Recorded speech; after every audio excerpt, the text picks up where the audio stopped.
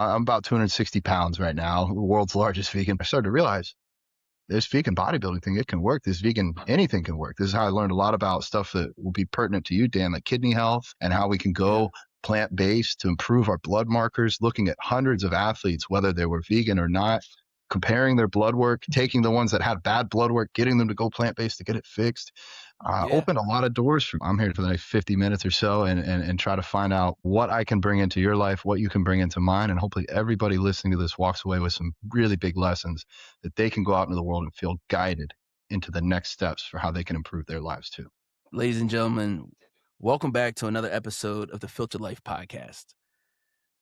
Today is a special day. Today, I brought on our podcast a guy that we met at a food event. It was a plant-based food event that the Enlisted Kidney Foundation was at, promoting kidney disease awareness. And I met our next guest there, who was really intrigued with my own journey.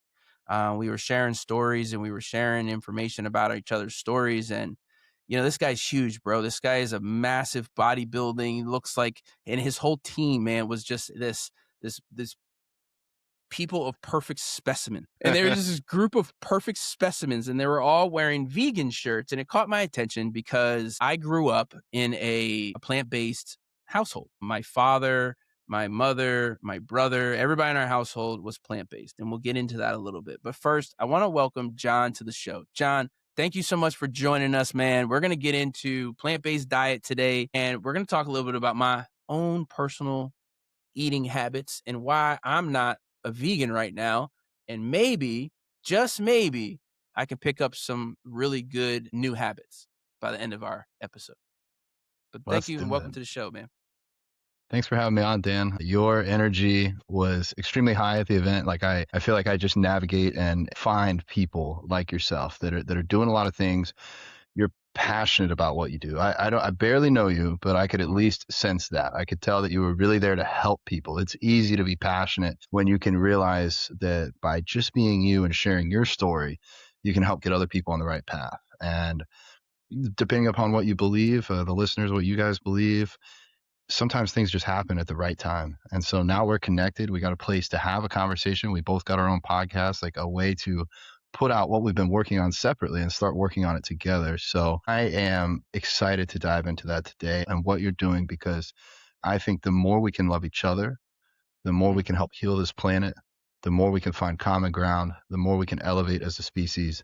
And so I'm here for the next 50 minutes or so and try to find out what I can bring into your life, what you can bring into mine. And hopefully everybody listening to this walks away with some really big lessons that they can go out into the world and feel guided into the next steps for how they can improve their lives too. Dude, 100%, man. 100%. Look, I've had people come into my life, man, and you should go plant-based. I go to these conferences like we were at.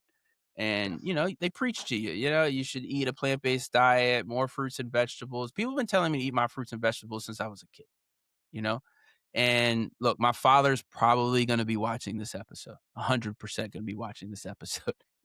Raymond Holmes is a vegan. He's 70-year-old, looked younger than me, lives in Vietnam, and he has been an outstanding vegan role model my entire life. This is a human being that has gone through the testing of time. You're talking a 7-year-old man at 16 years old who decided to take a spiritual journey to India and find faith and came home with a spiritual sense of we don't eat animals. And then he developed that into his everyday, and he doesn't eat animals. And that got passed down to our family. And when we grew up, we didn't eat animals either. You know, he was a firm believer, and he taught us that he thought that maybe our bodies aren't really meant to eat this kind of stuff, cows and pigs and goats or whatever we eat. And we don't have, like, if you look at all the like dogs and other things that we know that eat flesh eating animals, like we don't have any of those characteristics. And every time we do eat animals, like we get sick, we get these diseases, you get parasites. Like I can leave vegetables out and it'll just wither away. But if I leave a steak out, it grows into a whole nother animal. Like I see bugs and stuff coming out of this thing. You know what I mean? And so growing up, it was, I wouldn't say it was pushed onto me. I'm going to say that. Dad, you pushed it onto us. Mm. And it wasn't a choice. You know, it was, this is what we do because we don't eat animals and eating animals is bad. But everywhere outside of the home wasn't like that, right? The propaganda everywhere else wasn't like that. I go to the grocery store. It was meat galore. They were fresh butchers cutting up this. Everybody's in line. Like, why am I the only one shopping in the vegetable aisle? Like, everybody tells you to eat your vegetables, but I feel like mom, dad, you're a little overboard, you know, chill out a little bit. I want to be like the rest of the kids, you know, at school. So I would go to school and school wouldn't offer vegetarian options. I mean, I don't even think I saw anything of color in the school other than the box of milk. I think we got like strawberry milk and it was pink, and you got white milk and you got a juice, you Yeah. know, and then it was like square pizza or a burger that was boiled or something. It was nasty, man. Anyway, look, Yeah. Yeah. I wanted that. I wanted that because at home I was eating lentils.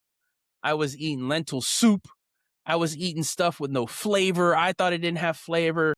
The resources for the vegetarian back then were super hard, and they weren't what they are today. And it was difficult. I remember grocery shopping in the 7-Day Adventist grocery store. None of my other friends went there. I went to some little health food stores. I think it was called like David's Market or something. And we would go there, and it's the only place you can buy vegetarian alternatives. It's a lot easier today. So, John, tell me a little bit about your story, man. Did you grow up vegan, vegetarian? Where did this decision come from you? Yeah. First, I want to, give out a shout out to, it was Raymond. Raymond Holmes, yes, sir. Raymond My Holmes. brother, Shout my out. brother, and my mom are both also all vegetarian. But yes, Raymond Holmes Yeah.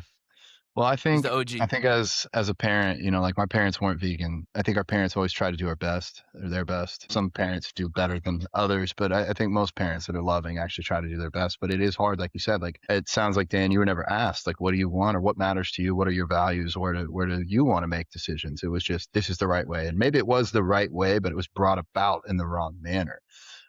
So for me, no, I grew up in the South in Florida. Parents, neither of them raised me to be vegan or vegetarian. That I didn't even really, I think there was one girl in elementary or not, preschool that was vegetarian, but like, I just like, almost like you could have said she was Buddhist. I would have been like, oh, okay, like, cool. She's nice. Like, I don't really know what that means, but okay. Like, you don't think about it Right. because it's not really brought to you, but, it was brought to me by a friend. I was 10 years old.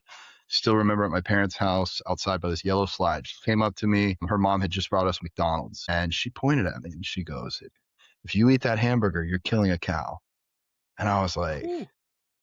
that's a little judgy. Like, okay, I'm So- 10, like I'm killing a cow. I don't want to kill cows, but like, I didn't buy the hamburger. It was her mom that brought it over. My parents say it's okay. Why you got a problem with me? What am I doing wrong? But a little Right. part in my brain was like, can you take part of a cow away without killing the cow? Do you have to kill the cow to make the ham? I think she's right. But I was angry, and so I didn't want to admit it. So for the next couple months, I didn't do anything. I didn't want to be bullied anymore. I was already bullied. I had buck teeth. I had long hair. I had a rat tail. Like, everybody made fun of me. And so I'm like, Right. I can't give them any more ammunition. Like, I'm What already. was your size? Did you grow up were you a big guy? Were you a skinny little guy? For those of you now, I'm about 260 pounds right now, the world's largest vegan bodybuilder. But back when I was, younger, I was small. I wrestled at like 130 pounds in high school. Like, I was not a big kid. I didn't work out. Like, I was fit. I could run, but like, was not big. Easy target for the kids that were held back a few grades to beat up. Yeah, man. So definitely didn't feel like telling anybody I was vegetarian. And I was like, to not even become vegetarian, I'll still eat turkey. I'll still eat fish. And then I sat down to eat fish one day, and I'm like, I'm going to be like the Native Americans. I'm going to like thank this fish for every bite. I got halfway through the fish. I'm like, man, I feel guilty saying thank you after every bite. It'd probably just be easier if I don't eat the fish. So I stopped eating fish. And then I'm like, well, I'll eat turkey at Thanksgiving. And I think that in America, we're so pulled away. We don't see slaughterhouses. We don't see animals being killed in front of us like you might in other countries. But with Thanksgiving, you do see a resemblance of an animal on the table with the turkey. It looks almost like what it is. It doesn't look like maybe ground beef or something else. And so I saw this turkey on the table, and I realized, that turkey probably had a mother, a father, maybe some brothers, some sisters, maybe had its own children, had his or her own children. And I was like, today's the day. I can't do this. So 10 years old, went vegetarian. I thought that was it. I was like, okay, that's cool. That's it. There's nothing else to it. Like, I'm not killing any animals. I'm good to go. 3 years later, I'm riding to middle school with my mom.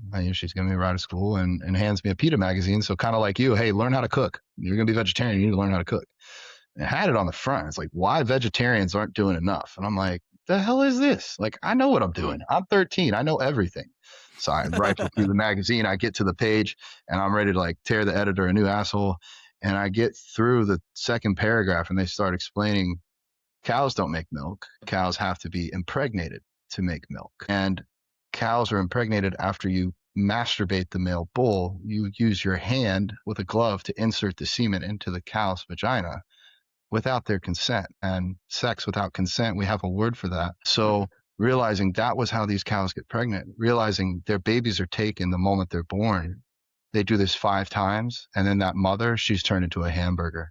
So it's the same thing. You drink milk, you're still killing that cow. I had the finger pointed at me again, and I realized, like, wow, I'm not okay with that. Like, I'm not okay with this. Like, it doesn't sit right with me. So I didn't know any other vegans. I'm like showing up to middle school, and I'm like, Mom, I think I'm going to go vegan. And she's like, what? And so I thought maybe I'd do it for like a week. A week has turned into over 20 years. I'm coming up on my 21st year as a vegan. I'm 33 right now. And it was a hell of a ride because I remember, like you said, the square pizzas at school. Well, Yep. those were Yep. out once I went vegan. I had French fries. I did not have a roadmap or a compass, but I had, in the words of Robert Cheek, one of my idols, he said, I didn't know what to eat. I just know who I didn't want to eat anymore. And Wow, that's powerful, bro. with that mindset, because he grew up on a farm. His parents were farmers. He watched the animals be killed and decided that he did not want to be a part of that. And that was kind of how I got started on the vegan side. And I kind of put that on the back burner. I got into bodybuilding at 15, was told you can't do this as a vegan. So I just thought I'd work out for fun. Ended up, you can do this. And I did do this. And I learned a lot about it. I hired a coach for myself. And that was the next level thing, like realizing instead of taking my own time to figure things out, I'd been bodybuilding for a decade by myself. Having someone that's done this with hundreds of other people, it was the fast track. It's like trying to learn history by yourself versus going to college. Like, go to school and learn it. Yeah, it literally was like school for bodybuilding. And then I realized there's school for everything. You can, you call it coaching, but going to a therapist, that's coaching. Going to a relationship therapist, that's coaching. A financial advisor coaches you on your finances. I started getting coaches in all areas and my life just accelerated. I started to learn so much, and then I started to coach myself, working with hundreds of clients. I now have so much data and information to work with. And I started to realize this vegan bodybuilding thing, it can work. This vegan, anything can work. This is how I learned a lot about stuff that will be pertinent to you, Dan, like kidney health and how we can go plant-based to improve our blood markers, looking at hundreds of athletes, whether they were vegan or not, comparing their blood work, taking the ones that had bad blood work, getting them to go plant-based to get it fixed. Opened a lot of doors for me. And so that's kind of how we met. I'm at this place trying to show people there's no reason they can't be healthy. There's no reason they can't love themselves. There's no reason that they can't love those around them, and that if they want to get creative and be in a world that it is, I'm not even going to lie, it's a little bit hard being vegan in a non-vegan world, but I can almost guarantee if we all woke up tomorrow, Dan, and the whole world was vegan, I don't think you'd be running out in the field with a knife trying to catch a cow. Like if every option at every store was vegan. And so that's how I try to live my life. I try to bring that forward because like you said, when you started back with your dad or me 20 years ago, there weren't many options. Now there's whole aisles in Walmart. It's easier than it's ever been, and it's only going to keep getting easier. I feel like it's not if we go vegan, it's just when. As a society, the only way we can take care of the people is to start see it in the newer generation. I see it in this newer generation. These guys are coming up. They care about what they eat. My son lives in the gym. He cares about what he puts in his body to an extent. I mean, he's still got a 19-year-old brain, so he's got to hit Wawa and, the gas stations and those kind of things. But still, But yeah, look, there's a lot of reservations. And I think people who listen to health education, I think everybody would shake their head and go, yeah, I don't see why plant-based, it's not going to hurt me. I don't think it's going to hurt me unless I'm allergic to something that I'm eating. But there's reservations. It might be something that I want to do, but my family is not supportive. Or now I got to change all my diet. I got to get rid of everything in my refrigerator. I got to go redo everything in the food cabinet. And then like, I don't know how to cook beans. So these things is where the brain goes. And then we come up with excuses. Yep. That's what happens is we come up with excuses as to why we can't do something. And today I want to get around excuses. I don't have excuses anymore. I don't want to make excuses anymore. I don't make excuses for my kidney disease. I don't make excuses for my treatment. I don't make excuses for the demand that I require from my medical staff and the people that are in my medical circle. So why make excuses about what I put in my body when I know it's going to help me. I know it will help my labs. It's not going to hurt them. Yeah. If I have a steak, it's going to hurt my labs. But if I replace that with an eggplant, it's going to help my labs. I can't be denying about that. People live in denial, and that is something that us kidney disease patients deal with as well. So let's talk real quick about not only the reservations, but a kidney disease patient. It's different. When you're talking vegan, you're talking change your diet to the regular guy at the gym or your regular friend down the street, the conversation would be a little different. What they've gone through in the past may be a little different. It may be the first time they've ever heard that this could even be a possibility. But for a kidney patient, a lot of times it's forced on us. We're judged. Oh, you had high blood pressure your whole life. You've been eating bad food. Oh, you're a diabetic, which means that's a food-related illness. It means you've been eating crap your whole life. You destroyed your own kidneys. This is how we feel. That's not the reality. But that's how the medical industry can make some patients feel. So then we go and add on top of that, hey, all your medications you have to take, 37 pills a day, and all the things that's going to do to your appetite and your gut health and your stomach. And then, by the way, we got to hop on some GLP-1 medicine because the newer medication is showing positive results with people who have kidney disease, and it slows the progression, and it helps with my blood pressure and my blood sugar. These kind of things are helpful. But it also, what's it going to do? It's going to make me not want to eat. John, I eat like twice a day if I'm lucky. I'm a busy guy, but I can't make the excuse that I make bad health decisions because I'm busy. Yeah. That's not an excuse. I'm not going to make that excuse. I make bad healthy decisions because I'm not consciously thinking about what it's doing to my body. Because you're busy, making those healthy decisions would be even more important. You're right. Because I'm busy. Because you're busy. Yeah. You got to hold yourself even more accountable. And Dan, I'll call it the way I see it. I view you as a leader. You've got a podcast, you've got a mission, you've got a brand. People follow you. People listen to you. People look to you for guidance. When they don't know what to do, they'll be like, well, what is Dan doing? And so I think you're in the hardest seat in any house. I'm a leader of my team. I constantly pick through every decision I make and how does this make me look for the team? How are my people going to respond when I say this? And it's hard because you almost hold yourself to this level of accountability and perfection that most people don't experience. And it's a lot of responsibility. It's a lot of power. You can do a lot of good with it. And so I think in this case, I'm interested here to be with you because you are a leader. And I think if your actions can be more aligned with your mission, your people will respect and listen to you even more. And so it's almost like, are we trying to help Dan here? Are we trying to help Dan's mission? Both are important. I think you're worth it alone, even if you had no mission. If it's just, if somebody's listening and they're not a leader yet, you still got to love yourself. You got to love yourself to make it where other people want to love you. But you've got a lot riding on this. And so I'm here to help you with some extra support and accountability. And from one leader to another, you picked a hard seat to be in, but you can change the world before you die, and you already are. Man, I love that. And you know what? I welcome the challenge. I don't back down from it. Challenges that are healthy. I was the guy that I want to be the first one in, man. I want to be the first one out of that helicopter, or the first one into that space, or the first one on that rescue. That's me. I choose the hot seat so others may live, is what we do. We choose that hot seat. And that's okay, man. I'm built for that. Not everybody else is built for that. So I'm in the chair. I'm willing to go down this path. I would love to invite our followers to follow our journey. I'm going to go plant-based. It's going to happen starting today. I'm not going to flip my refrigerator. I'm not going to go empty all my groceries. But we're going to come up with a plan, and we're going to work the plan.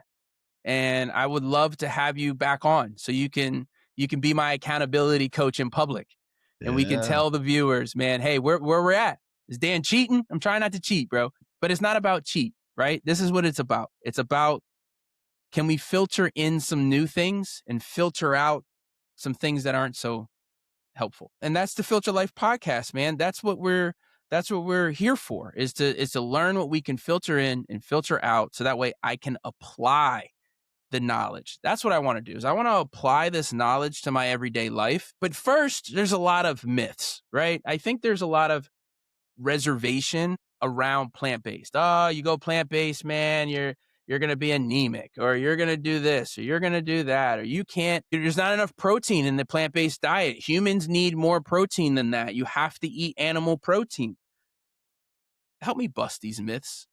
Let's do Yeah. it right here, right now. Well, if you want to get a lot of protein, I pushed the limit. I was trying to become and became the largest vegan bodybuilder in the world. About 370 grams of protein a day was the top end. That's about a total of, I was up to almost 6,000 total calories a day. So 370 grams of protein was in that, and it's 100% doable. There's a myriad, so many options right now. You got your soy-based proteins, you got soy protein isolate if you want powder, but you can do things like TVP, edamame, tofu. They now make a soy-free tofu. They make tempeh.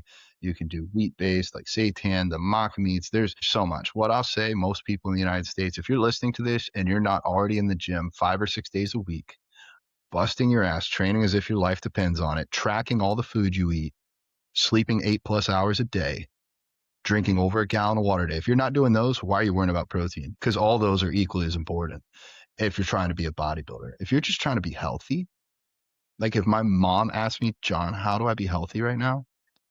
She has an autoimmune disease, and the doctor actually told her to go plant-based. And I've been asking her to get fully plant-based for the last 20 years. My dad passed from cancer. I asked him to go plant-based. He wouldn't.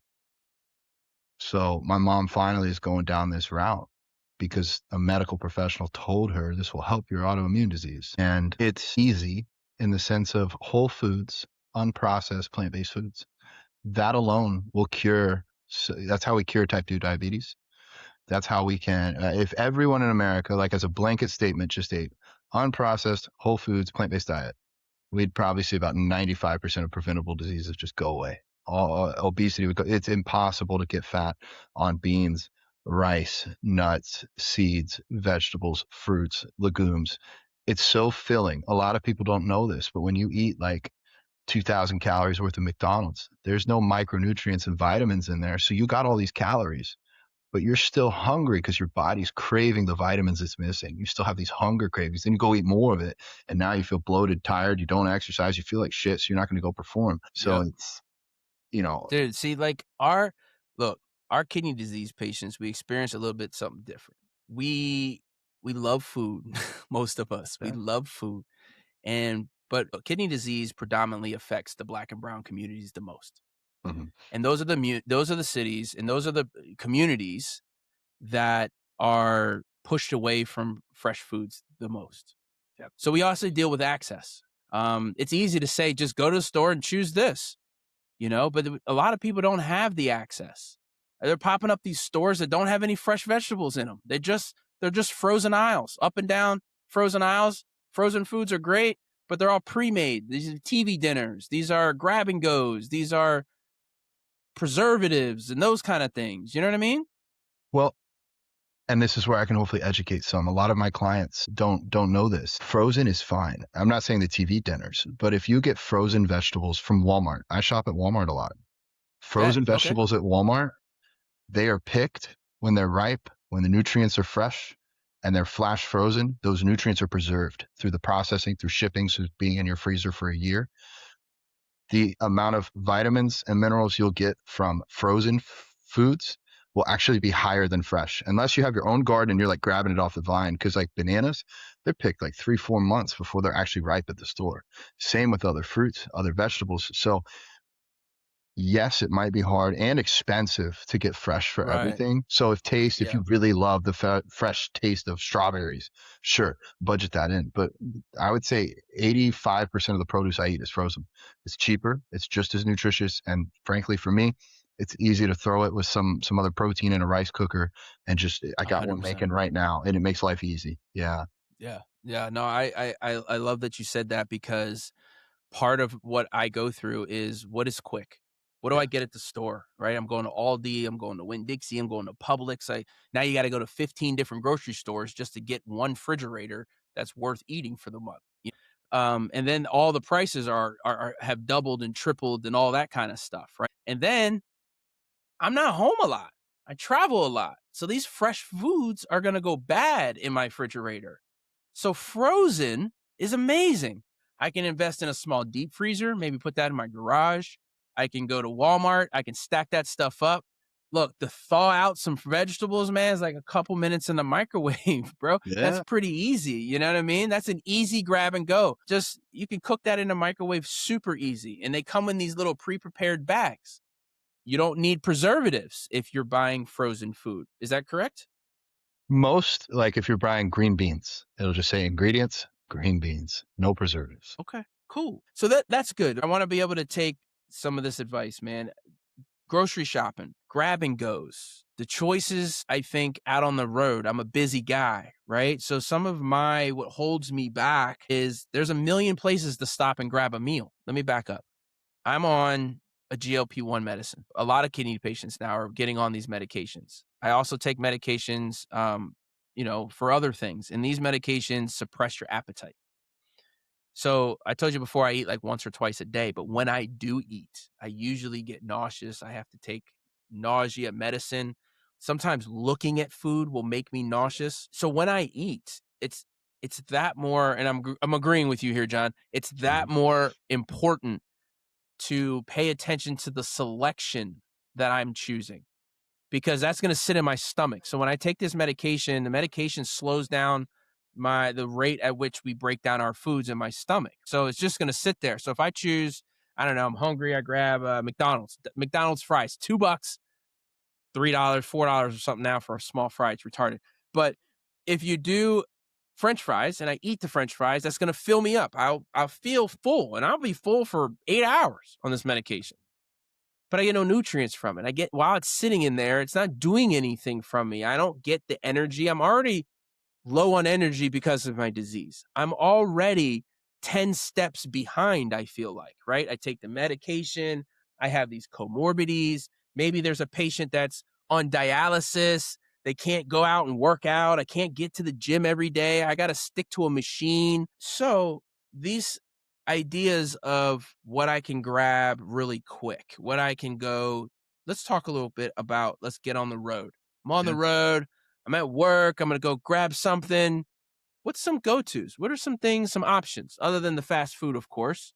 Yeah, yeah. I mean, we've got a lot of options here. We can get creative too, and that's the fun thing. So if we don't have time to pre-make something at home and bring it with us, the way I would say it is like, let's make a better decision, even if it's not the best decision. Chipotle, Okay. you get beans, rice, veggies, put it on a burrito if you want, or if you don't want the extra carbs from that, just have it as like kind of like a salad bowl. Super easy. Mm, Depending upon what you're trying to do, you can get 1,000 calories there for under $10, not too hard.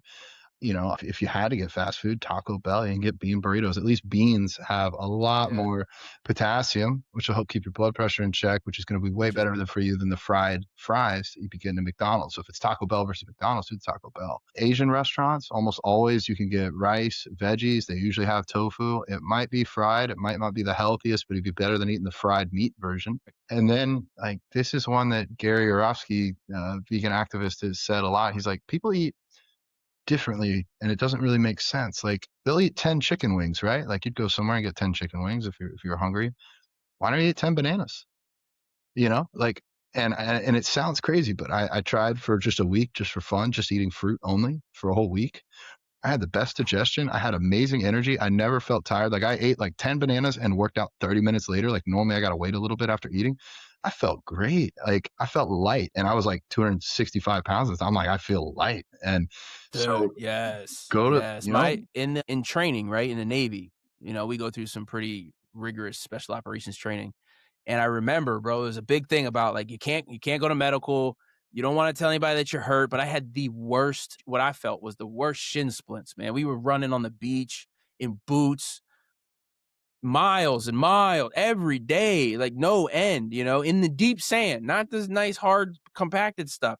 We'd go on these, and my shins, bro, I felt like they wanted to fall out of my body. And everything about me wanted to go to medical, man. I wanted to go to medical so bad to get some Medicaid, but that if you fall out, bro, you're gonna get rolled or kicked or booted, and you're not gonna complete training. So I know a bunch of us, my roommate at the time, he was like, yo, we should eat. I heard potassium and like bananas help with shin splints, like marathon runners and stuff. Eat this. And they like preload. What if we every day at the chow hall, bro, every time we go to the chow hall, because we would have like 2 minutes to eat. Yep. And everybody's trying to get their burger and they're trying to shove it down their throat. So what we did every time, because we were quick, so we needed to be first in line, right? And we needed to be healthy. And we would all run in and we would raid the bananas. And we would take the banana, just our little group. We would all eat banana, like 8 bananas at once. I don't know if it was healthy for us or not. And I don't know eating that much bananas at one time is very good for you, but I didn't care. I wasn't trying to get rolled from training, dog. I was completing this, and couldn't go to medical. So it got me through, and it actually helped. I don't know if we overdosed on bananas, but it helped with the shin splints for sure and got me through training, man. So I can relate to that. Well, think about it. Like, what could be worse about 8 bananas versus a thing of fries from McDonald's? Absolutely nothing. You'll still have carbs either way. At least they're not fried. And honestly, when I think about humans, like it makes so sense that we were predominantly fruit eaters as a species, because like fruits, when you look at them, like an apple, it's red, it's shiny, it fits in your hand, it's portable. Same with oranges, same with bananas, with mangoes, like any of these things, it makes sense that we would eat a lot of those. And I've had friends that traveled the world volunteering on different farms to work on like sustainable ways of creating food. So they'd be in like these like fruit tree forests. And they're like, that's all I ate was fruit for months, and I've never felt that good. And the fruit over there is better than you'll ever get in the United States. So like, it's worth trying just to try that for once. So I don't think we have to be as extreme as doing fruit only. But if the option is McDonald's fries or 8 bananas, the bananas are cheaper. They're going to fill you up more. They're going to be better for you, and they have fiber. Like people get scared of like fruit sugars, but it's different. It's a very slow digesting sugar. So even if you have something like type 2 diabetes, eating fruit is so much better for you than eating other processed foods. It keeps you full. They have water. Most people are dehydrated, walking around dehydrated all day. Water already has fruit already has the water in it. Like It's a big cause of kidney disease, man, is dehydration. Big cause. We talk diabetes, man. If you're listening to this, you got kidney disease. What caused your kidney disease? And do you think food had anything to do with it? Our immune systems, our bodies run. Think about what we put in our body, man. You can't barely get clean water without chemicals in it. Added chemicals for taste. What? Leave it alone. So I'm sensitive on the chemicals. Preach a good game, man, because I got boxed stuff and crackers and crap in my pantry and fake syrup. I love fake syrup. I love breakfast. Some of these things that I love, man, and changing over. I don't think it has to happen overnight. I'll tell you a little bit about this past weekend since we met, John. I came home and I went out. We bought some frozen veggies. I make my dog food with all human food. We don't buy regular dog food, so we just make human food for them and pressure cook it. Mm-hmm. You can eat it too. I just got extra. It was just extra. I got extra rice. I got extra veggies to put in the crock pot and the steamer and that kind of stuff. What I do struggle with though is like, okay, what do I do? I need a meal. I need a little bit of protein. Do I just take like a can of black beans and just like pour them into like a cup and like put it in a microwave? Is that nasty? Like, how do you season some of this stuff? My palate isn't adjusted. I don't really like beans, bro. I like refried beans and bean burritos, but I don't really like beans, bro. How can I make them in a way that maybe I could start to like them a little bit? So there's so like, this is a cool part. When we start asking those questions, like, how can I like them? What can I do? You just open Pandora's box different ways. I mean, I've got people doing protein brownies with black beans. Like you blend them in a food processor, add maybe some bananas, some oats. You can bake them or you can eat it raw. Like it's like it sounds crazy, but the black beans blended and you don't even taste them. Like there's that option. But Mm. with food in general, like if I just gave you a piece of raw chicken and you cooked it and you didn't season it, it's not going to Yes, taste dude. good. And so it's the same, all the seasonings that we use are all plant-based. We don't season with meat. We season with rosemary, with thyme, with Herbs and oregano, yeah. garlic, like That's the onions, like body telling us, man, we want a yeah, little bit of it. yeah, That's the body yeah. telling us. So We want that. that's how we make our foods taste good. And I think the biggest thing is realizing too, like you don't have to give up that breakfast you like. You can find a plant-based option for just about anything. I've had plant-based steaks, plant-based pizza, plant-based burgers, plant-based Mm. ice cream. Like there's so like there's even restaurants making plant-based shrimp. Like if you have a craving, you can find it plant-based. And the cool part is it's going to taste very similar, maybe different Mhm. textures, but you might find new things that you like that you never even tried before. My girlfriend went vegan about 2 years ago, and I thought I had it all figured out. She brought me different ways. She's Cuban, so she remade all her Cuban dishes. And Ooh. my family's been having Thanksgiving vegan for the last 15 years. She brought her vegan Cuban food, and everybody in my family said, no, you bring that back every year. Don't bring anything else. Don't try anything. Like, that's what we want. So, like, it's so liberating. It's so freeing to realize there's so many other options out there. And we have way more edible plants than we do animals. Mm. And we also already eat a predominantly plant-based diet. And like a lot of things that maybe we shouldn't eat are plant-based. Potato chips, Oreos, like those are all plant-based. Now, not exactly healthy for you, but they are plant-based. So we got different ways we can start moving in that way. And I think the hardest part, Dan, is like when I was 13, trying to figure this out myself. I didn't have anybody to look to. The internet was still young at that time. Mm. I didn't even know to look for options. I just didn't know anything. And so the difference is now we all got Instagram, we got, the internet, you got people like me that you can reach out to, and you don't have to do it alone, brother. Other people like myself and people that did this way before me. I was talking to a guy that he said in 1971, his buddy got back from Vietnam. They went over and did some LSD on his couch and he went vegan that day in the 70s. And I'm like, Wow. man, that's insane to have to go, but those people paved the way for us. And Yeah. we get to, Dan, me and you, we get to pave the way for the next generation, to make this easier for your son, to make it easier for his kids. That's what Mhm. we get to do. We get so much power. So I have something I want to do, and what I need from you is I need you to be fully honest with me. Let's do it. Can you promise to be vulnerable here? I need honesty, and I am here to let you know I'm here to go through this with you. And 100%. I want the people at home to play along too. I love this. I have breathe written on my hand in Allie's handwriting, my partner, so that whenever I forget, I take some breaths. Let's close our eyes. Let's take a couple deep breaths. So breathe in, hold, breathe out. One more, and breathe out. I already feel better, and I was feeling good, but now I feel better. So, Dan, it's never my job. It's never my place to tell you what to do in your life. And so I'm going to ask you some questions, and I just want your honest response because I think we are so alike and we just don't always know it yet. And if I can come from a place of compassion, understanding, and a desire to love you, I think you can hear me and I think we can have a conversation. Absolutely. So, what do you think, Dan, about animal abuse? What do I think about animal abuse, man? I hate animal abuse. I'm And right there I with don't you. hate I don't hate a lot of things in this world, but I hate animal abuse.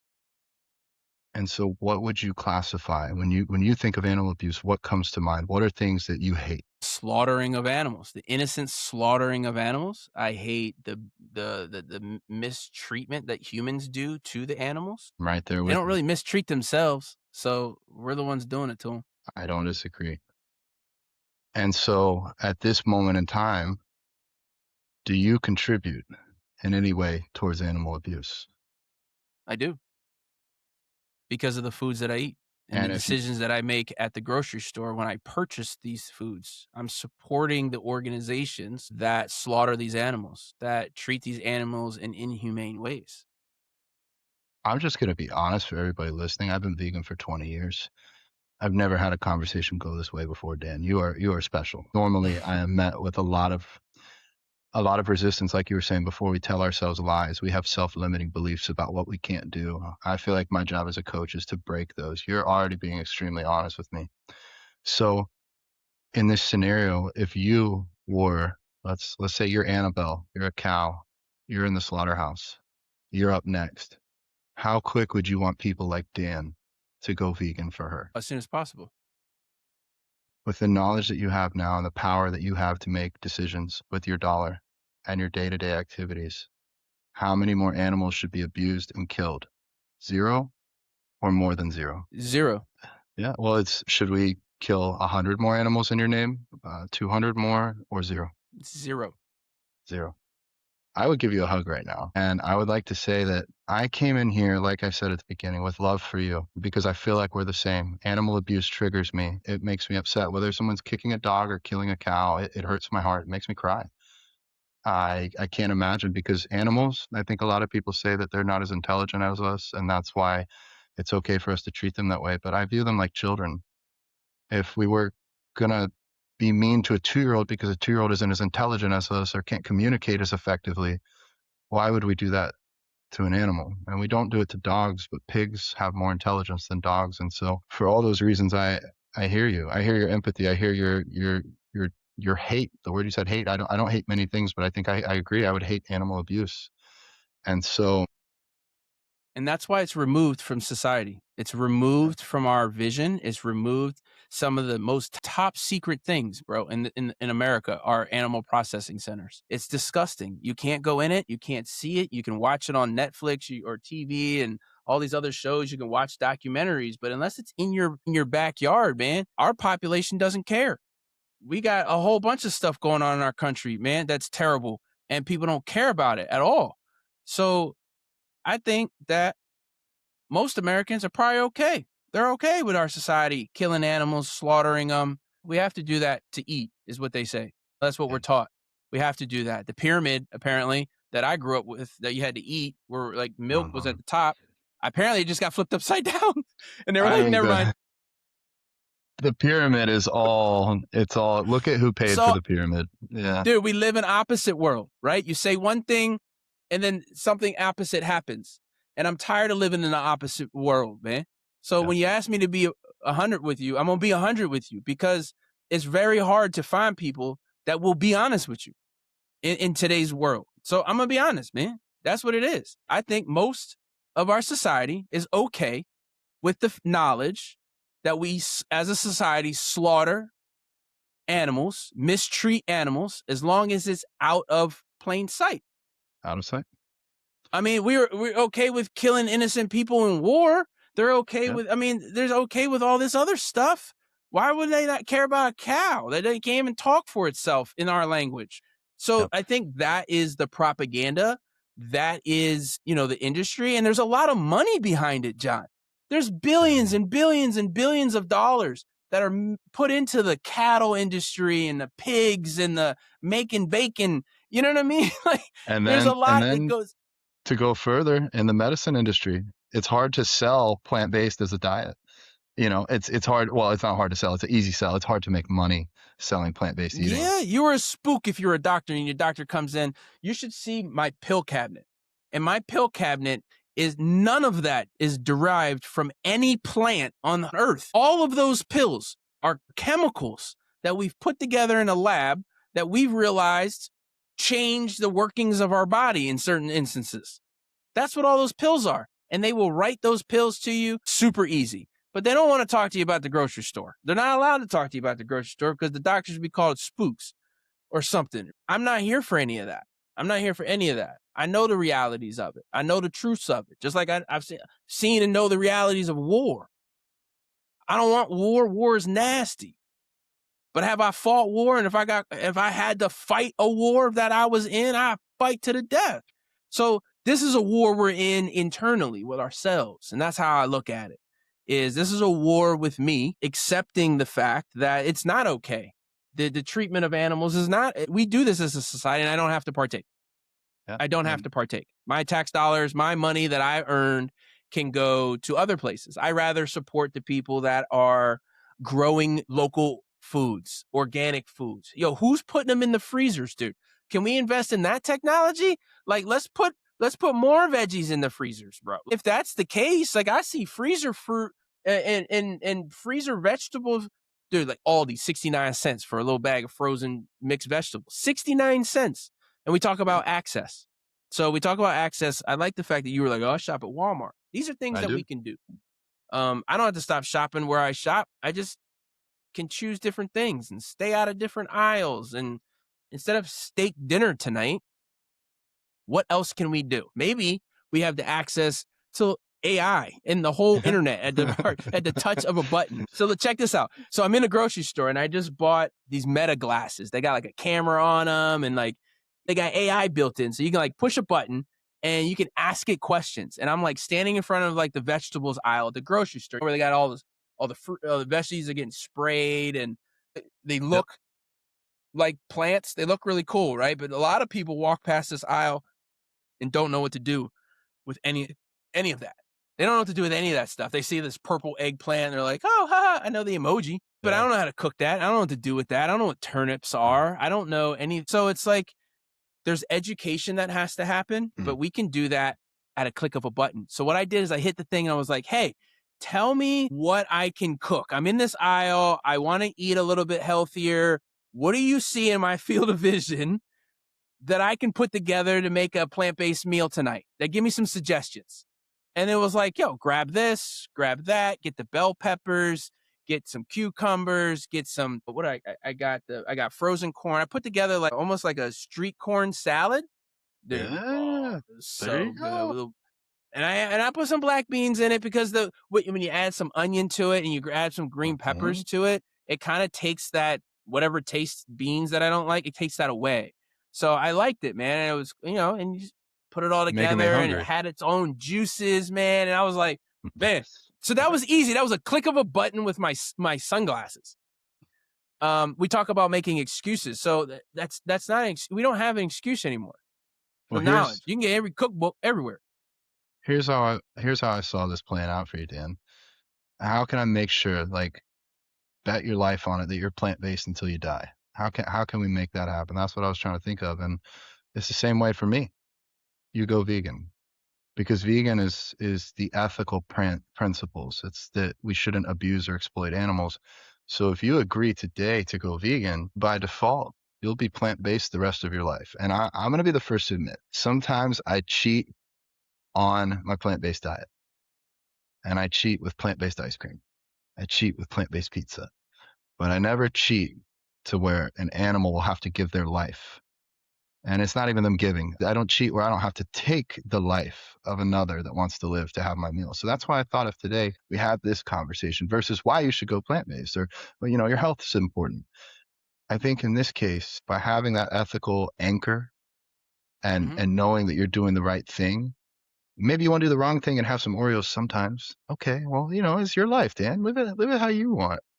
But let's not take from others either. And I also think too, I want to say publicly, I told you this privately, but thank you for your service. It's people like you that allow people like me to live my life this way. And Tolsky said, I believe this was in the early 1900s. He said, for as long as there are slaughterhouses, there will be battlefields. And as long as we're able to have this violence towards animals be a normal part of society, it'll carry over into humans. And while I appreciate you being a soldier and taking care of our country, I'd love to live in a world where instead of being a soldier, you're a builder and a leader and an inspirer and a teacher and an educator, and what you're doing now, and where we don't need soldiers in different ways.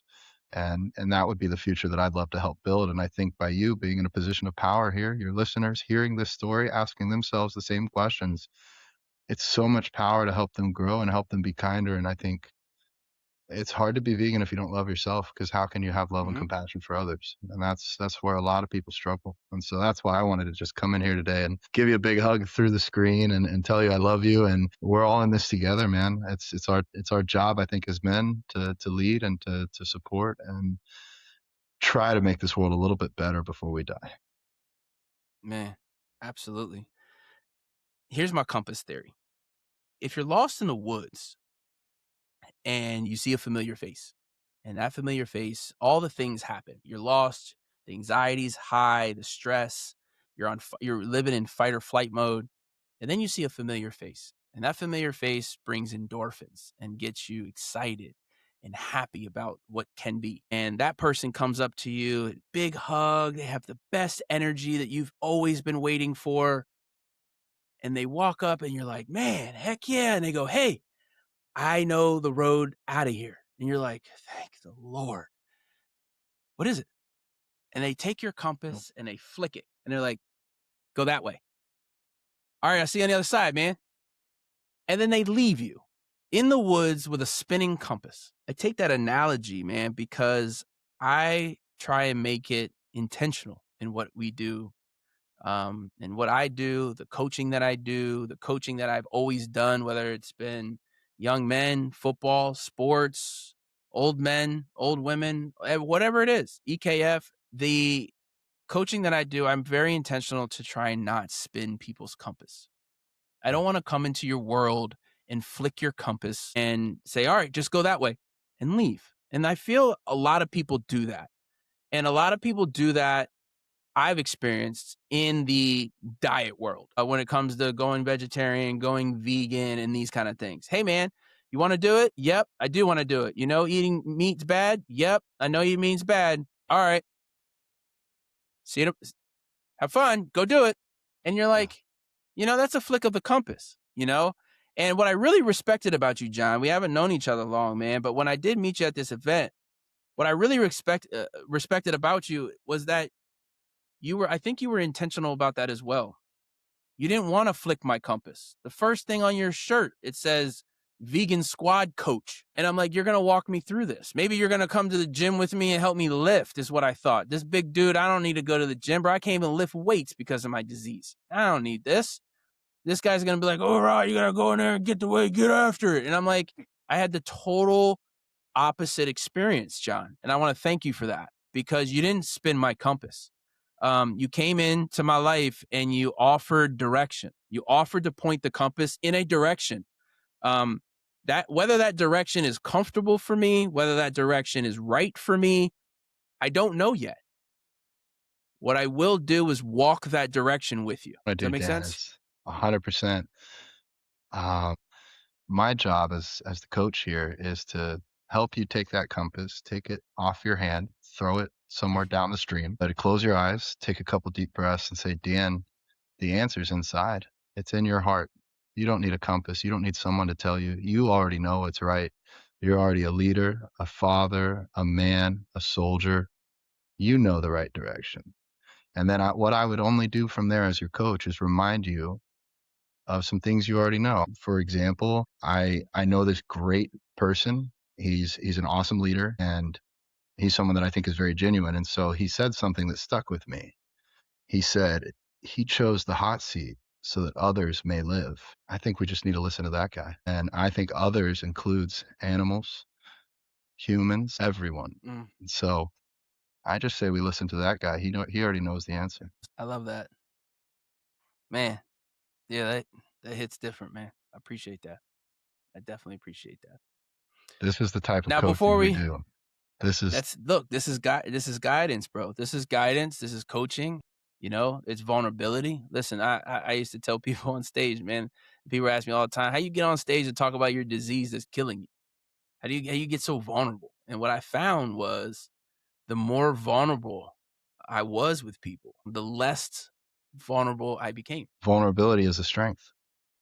The more you is. practice, the better you get and the deeper the connections you can form. And don't get me wrong, Dan, you might get vulnerable with somebody and they burn you. But the number of bridges that you build versus the ones that get burnt, it's going to be so many more. You'll go so much further. And for the kidney journey listener, you're in a fight for your life. I know what that fight feels like. I know what perseverance feels like. I know what it feels like to not quit, but want to, in multiple aspects. I know what it feels like to be told you're going to have to leave your family earlier than expected. I know what it feels like to say bye to a family member. I know what it feels like to pick out a grave site. We've been through some things, man, in my journey. I know what it feels like to lose a really, really, really good friend to war. I know what that feels like. So, this kind of stuff, man, I promised myself I wouldn't get emotional. But look, I know what that feels like, man. I want you to really understand, as a kidney disease patient, you're a fighter, man.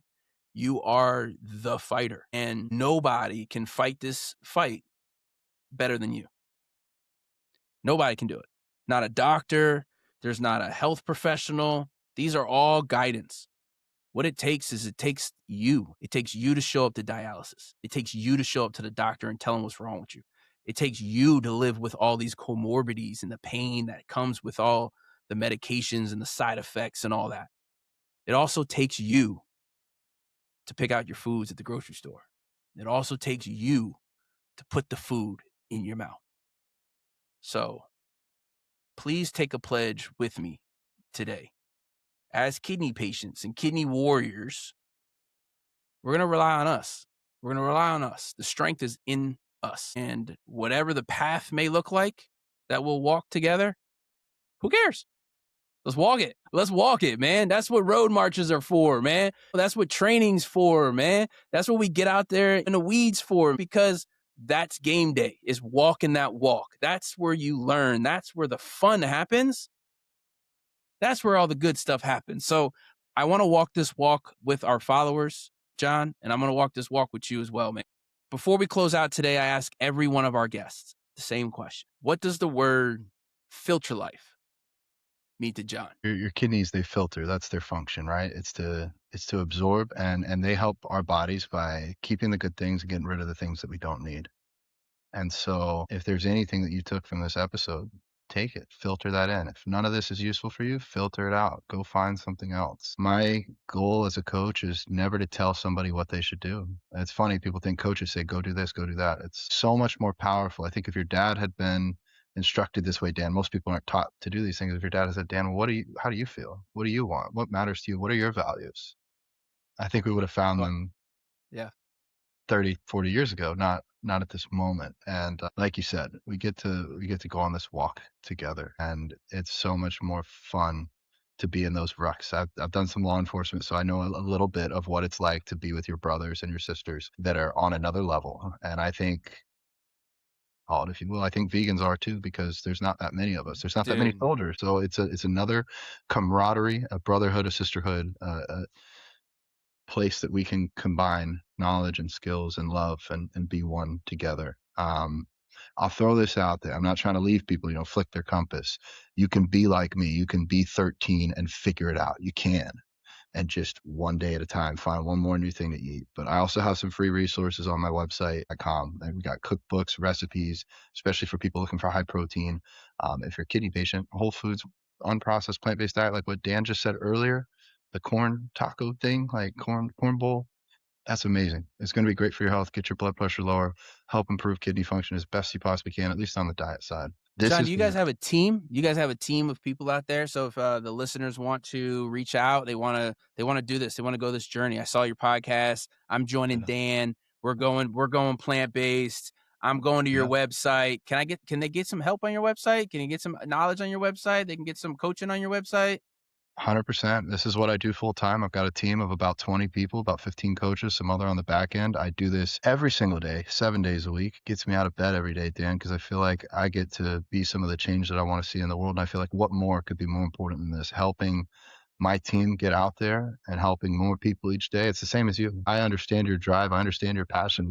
We are the same. We are one. By me loving you, I'm just loving myself, and it's coming back. I want to tell you, I'm going to just say this. It's honest. I'm a very honest person. I did not know how today was going to go. I actually approached this with a little bit of anxiety until I remembered I'm here just to love you. That's my only goal. My goal is not an outcome. My goal is to bring love for this episode. And it's okay to be emotional too, Dan. That's another thing. And I feel like I've done that. And by doing so without an agenda, by just being me, I run my own podcast. I've probably been on by now, probably close to 1,000 podcast episodes. And this is by far the best one I've ever had.